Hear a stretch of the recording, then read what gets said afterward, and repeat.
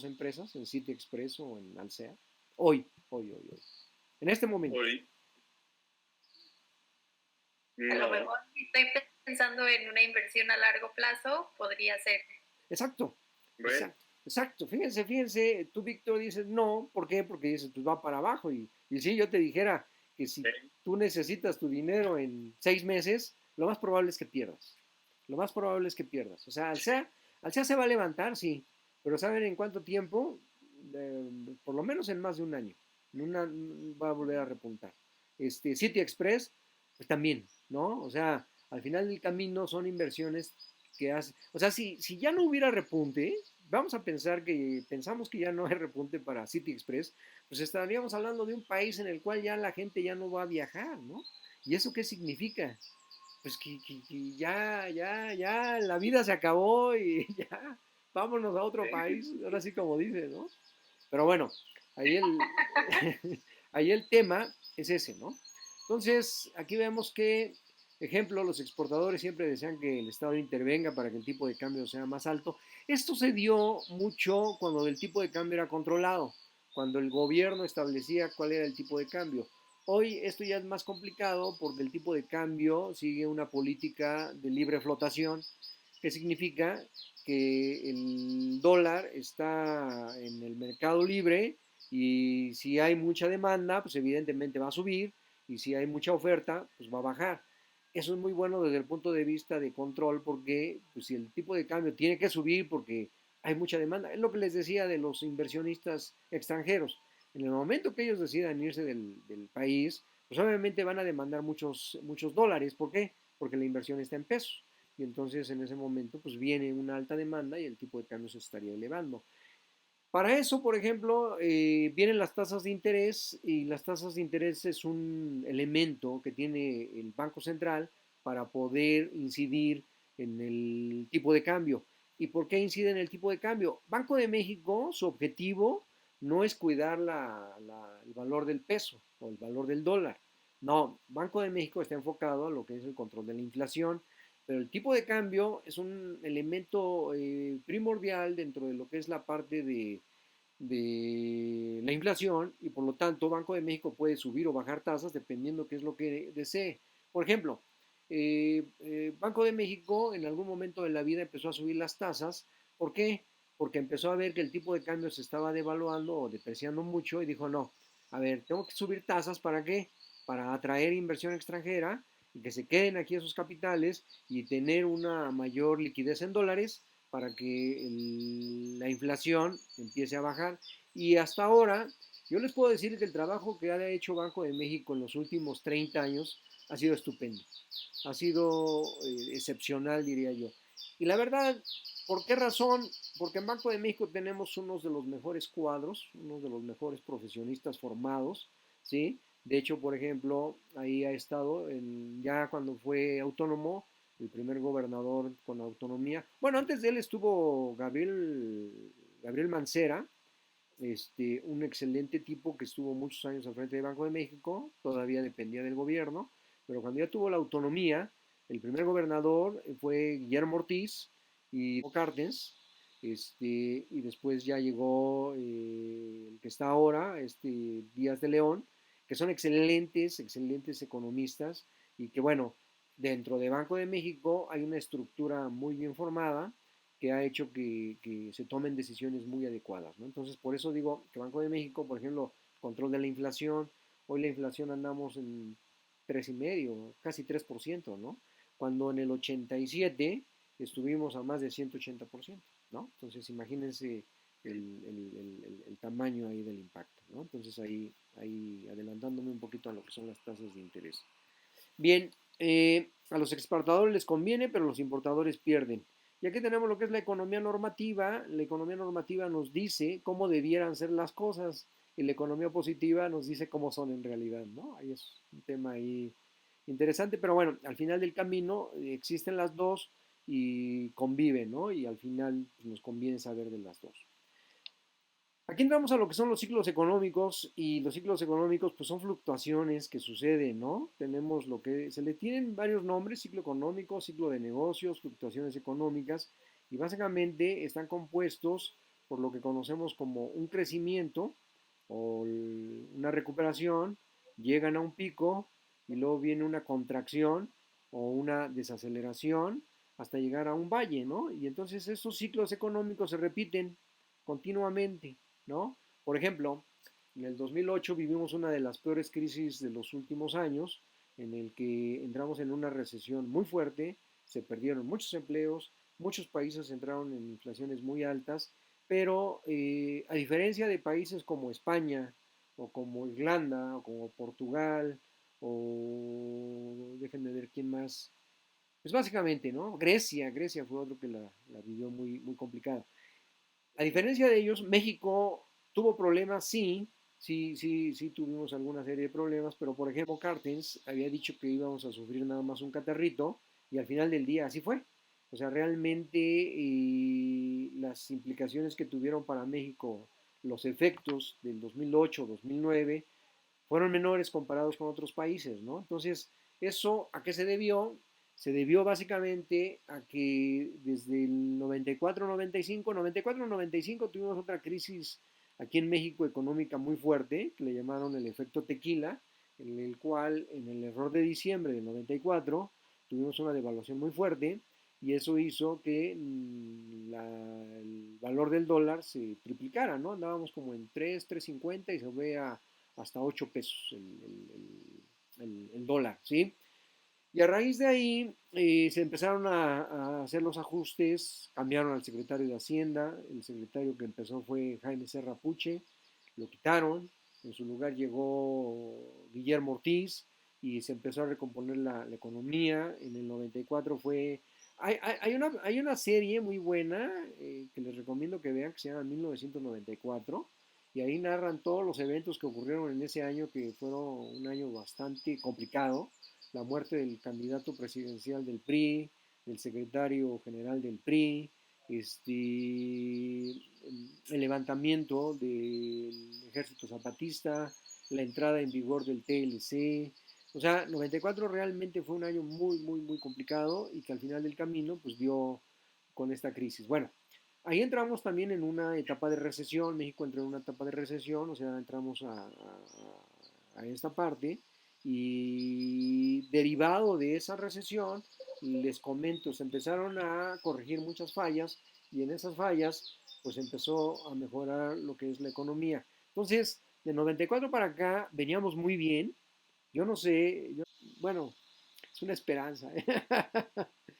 y que aquí repuntáramos, pero no, la recesión que vamos a vivir, la recesión yo estimo que estaremos saliendo de ella si Sí, se sin hacen bien duda. las cosas, si se hacen bien las cosas, yo creo que estaríamos saliendo de ellas en el 2021, 2022, si es que se hacen bien. Pero bueno, Sí.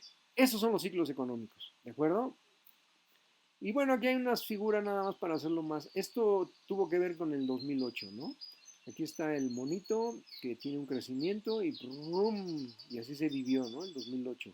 Y aquí, por ejemplo, el 2008. Ah, bueno, ¿por qué se dio el 2008? Les hablé de 94-95. 2008 pues se dio por el boom inmobiliario, ¿no? Todo lo que fueron las hipotecas mal otorgadas. Y luego alrededor de las hipotecas pues se crearon algunos instrumentos muy sofisticados, instrumentos derivados, que tenían que ver con el tema del subyacente, que eran las hipotecas, y al fallar las hipotecas, pues evidentemente pues se vino toda la debacle, ¿no? Y todo lo demás. Y como muchos países habían invertido en este tipo de títulos, pues se vinieron para abajo, ¿no? O sea, los títulos empezaron a valer cero, ¿no? Entonces, por ejemplo, España, Portugal traían muchos títulos de ese tipo. Y evidentemente, pues España sigue mal económicamente, ¿no? Entonces, pues imagínense ahora cómo va a estar con todo esto que les pegó, ¿no? O sea, es verdaderamente lamentable, ¿no? Y bueno, como les decía, Aparte de lo que está sucediendo aquí en México, también es una situación mundial. de todo esto de la recesión, Sí. sí, la respuesta es sí. La respuesta es todo el mundo está en recesión, todo el mundo va a entrar en recesión, ¿sí? Por ejemplo, Alemania también está muy golpeada, el Reino Unido, ya vieron Boris, ¿qué es? Boris Johnson, no Boris Johnson, Boris Johnson, bueno, ese, el güerito que se enfermó, ¿no? Pero ya afortunadamente va para afuera, ¿no? Entonces, todo el mundo va a sufrirla, y va a sufrirla, pero en serio. Ahora, nos cambió la vida, ¿eh? Nos cambió la vida porque a partir de ahora, podemos ver que las cosas van a cambiar. Por ejemplo, yo ya voy a tener más público aquí vía web, ¿no? Entonces, ya va a ser más ágil, los cursos van a valer menos y todo el mundo vamos a aprender más, ¿no? Entonces, ya va a estar mejor, Ujú. ¿no? Entonces, y así, mucha gente que trabaja en home office, pues va a seguir trabajando en home office. Muchas empresas ya se dieron cuenta que le da lo mismo tener al empleado ahí que tenerlo en casa.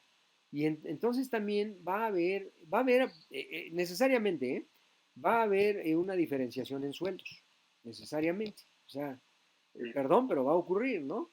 Por ejemplo, ayer platicaba con una de esas niñas y me decía, bueno, nosotros rentamos oficinas ahí en el edificio de Samara, en Santa Fe, entonces vamos a dejar de rentar oficinas. ¿Y qué va a pasar, por ejemplo, con el dueño del edificio de la Fibra 1? Pues va a empezar a tener broncas para ir colocando las rentas. O sea, esa es la realidad. Entonces, ya nos cambió la vida a todos, ¿no? Entonces, contestando la pregunta, sí, está afectando a todo el mundo. A unos más que otros, ¿no? Por ejemplo, México va a ser de los que más van a sufrir. ¿Por qué? Por todo lo que traemos, ¿no? De hecho, ayer o antier salió un editorial en The Financial Times de Londres, en el cual estaba criticando muy fuerte a nuestro presidente y decía que los líderes de la iniciativa privada, los gobernadores y algunas entidades ahí privadas, pues se unieran, ¿no? Para empezar a tomar medidas anticíclicas y ayudar sobre todo a la parte de las pymes, ¿no? Entonces, eso, eso, como dicen, ya calienta, ¿no? Ya está fuerte, ¿no? Sí. Entonces, ahí se puede ver que el mundo nos está viendo, o sea, y es que México, o sea, este, México es, bueno, hasta el 2018 era la economía 14 del mundo, o sea, ¿qué quiere decir? Pues es una de las principales economías mundiales. Y llegar y decir que la época neoliberal y que fue un rotundo fracaso y que estamos muy mal y demás, pues es una mentira, es una falacia. Yo estoy de acuerdo, y en eso sí no tengo ningún problema, en la parte de microeconomía, en el tema del ingreso, que está mal repartido, de que hay muchos pobres, de que hay gente que no gana lo que debiera ganar. Sí, estoy totalmente de acuerdo, pero no es a través de los subsidios, no es a través de estas campañas o de las campañas clientelares, ¿no? De otorgar dinero nada más por regalarlo. En eso no, en eso no. O sea, creo que ese dinero, si lo hubiéramos canalizado a apoyar a pymes, tendríamos una pyme que está trabajando y que está dando empleo. Pero regalárselo a alguien que no está haciendo nada y que básicamente la gente que contrata a los ninis, pues los contrata para que vaya y limpie o para que vaya y utilice, pero nada para enseñarles. O sea, sí suena muy romántico, sí suena muy padre, vamos a capacitarlos y bla, bla, bla. Sí, está padrísimo, pero eso es meramente un sueño, ¿no? Y ahora, pues porque la gente, inclusive, yo lo vi, a mí me lo platicaron, ay, no, pues yo contraté a 4 personas que me ayudan cuando tengo un evento, ¿no? Una fiesta, me dedico a dar fiestas. Y todos los demás días, pues no van, y si van, pues vamos y platicamos, y ahí comentamos lo de la comedia de ayer y todo el rollo, ¿no? O sea, Ujú. realmente es improductivo, ¿no? Pero bueno, ese es el punto, ¿no? Entonces, ese es el tema aquí. Ahora, ¿qué es la inflación y cómo nos afecta? La inflación es el incremento generalizado de los precios, de la canasta básica, eso hay que decirlo. La canasta básica, por ahí más adelante traigo un gráfico, la canasta básica son los productos que consume una familia típica en promedio a nivel nacional. ¿Qué quiero decir? Pues que vamos a considerar que una familia compra huevo, aceite, leche, paga la renta, utiliza el transporte, compra ropa de cierta calidad, etcétera. Eso no quiere decir que todos lo hagamos, pero estamos hablando de que la mayoría lo hace y a esa canasta básica se le va dando seguimiento quincena tras quincena para ver cómo van evolucionando los precios y con ello vamos determinando cómo se va moviendo el índice inflacionario. Obviamente que hay personas que pueden tener una inflación más alta porque su tipo de productos van en mayor aumento. O el caso contrario, personas que no tengan tanto incremento, pues porque a lo mejor pues ya es gente retirada. Bueno, no tu caso, tú estás muy joven, ¿eh? Pero ya pues, simplemente va a comprar sus insumos, se pone a ver tele y ya, ¿no? No es tu caso, ¿verdad? ¿No? Entonces, esa es la inflación. Ahora, es un fenómeno que nos afecta. ¿Por qué nos afecta? Porque al haber una alta inflación, los precios van subiendo y van subiendo y van subiendo y es imposible que los alcancemos. Por ejemplo, les decía yo del año del 87, donde tuvimos una inflación de más del 180%. Imagínense, 180%. Quiere decir que si hoy tengo algo que vale 100 pesos, dentro de un año va a valer 280 pesos. ¿Sí? ¿Qué diferencia hay entre la inflación de ahora que está en el 3%? Pues obviamente algo que cuesta 100 pesos hoy, dentro de un año va a costar 103, ¿no? Es una diferencia Sí. abismal. Entonces, por eso la inflación es algo que tenemos que estar vigilando y cuidando, ¿no? La inflación es el impuesto que pagamos todos, pero quienes más lo sufren son los pobres. ¿Por qué? Porque precisamente los productos de la canasta básica son los que más se incrementan, ¿no? Por ejemplo, ahora, ¿a cómo está el huevo? El huevo ya está a 48 pesos, ¿no? ¿Y en cuánto estaba hace 2 meses? En 21, 22 pesos. ¿Qué más ya subió? Sí. También me dijeron que el kilo de limón está en 40 Ah, pesos, creo. el limón, mi hermana lo compró en 48 pesos, cuando también estaba en Ujú. 20. ¿Qué Sí, más? ¿Qué más? ¿Qué más? ¿Qué más? Bueno, podemos ir ahorita buscándole. ¿Y todo esto por qué se va dando? Pues porque obviamente empieza a haber escasez. Y hay escasez, pues porque detuvimos la actividad del país, ¿no? Entonces ahí viene todo este tipo de cosas. Entonces tenemos que ir cuidando toda esa parte, ¿no?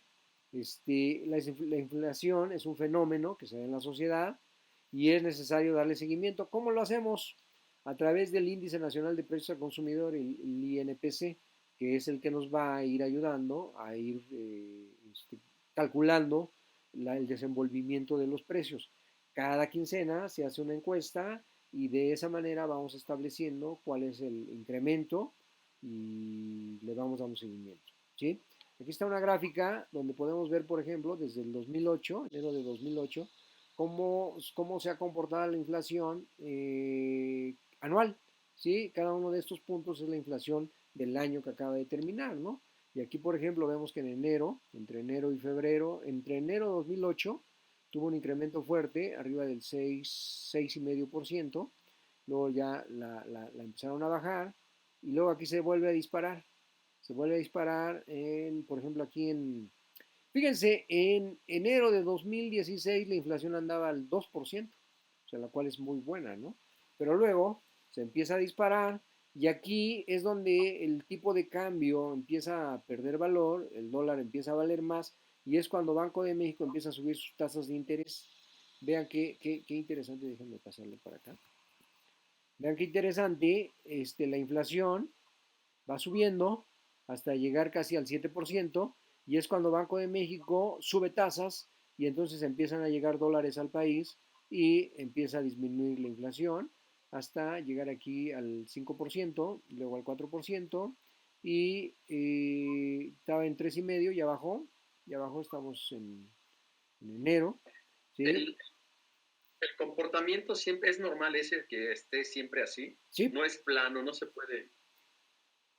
digamos que, por ejemplo, podemos ver aquí el anterior ciclo, aquí en esta parte, aquí ves, estaba alrededor de cuál, de qué valor, déjenme lo paso por acá, de qué valor estaba alrededor la inflación, mira, estaba alrededor del 4%. El objetivo, el objetivo de Banco de México es 3%, eso es su objetivo, y 3% más menos un punto. Entonces quiere decir que aquí anduvo batallando para irla bajando y lo logró. Lo logró, llegó al 3%, inclusive llegó a bajarla casi hasta el 2%, ¿no? Por ejemplo, ¿cuál es la inflación de Estados Unidos? La inflación de Estados Unidos es del 1%, un poquito menos del 1%, ¿sí? Por eso al principio decíamos, la economía depende del país y del momento, ¿no? Entonces, nosotros no hemos podido llegar al 1, ojalá algún día lleguemos al 1, ¿no? Lo veo lejano, ¿no? Y contestando a tu pregunta, no, no, no, no puede ser que vaya plana, ¿por qué? Porque como decía hace rato, va a depender de cómo vayan evolucionando los precios de la canasta básica. De la canasta básica. Hablaste tú del limón, yo puse el caso del huevo, pero por ejemplo, hubo un año, no me acuerdo si fue en diciembre de 2016 o 2017, en el que hubo una fuerte helada en diciembre y afectó mucho del cultivo de los romeros, de los romeritos. Entonces, los romeritos Sí, generalmente el kilo, ¿sí, no? se pusieron muy caros. El Sí. kilo anda como entre 5 pesos, ¿no?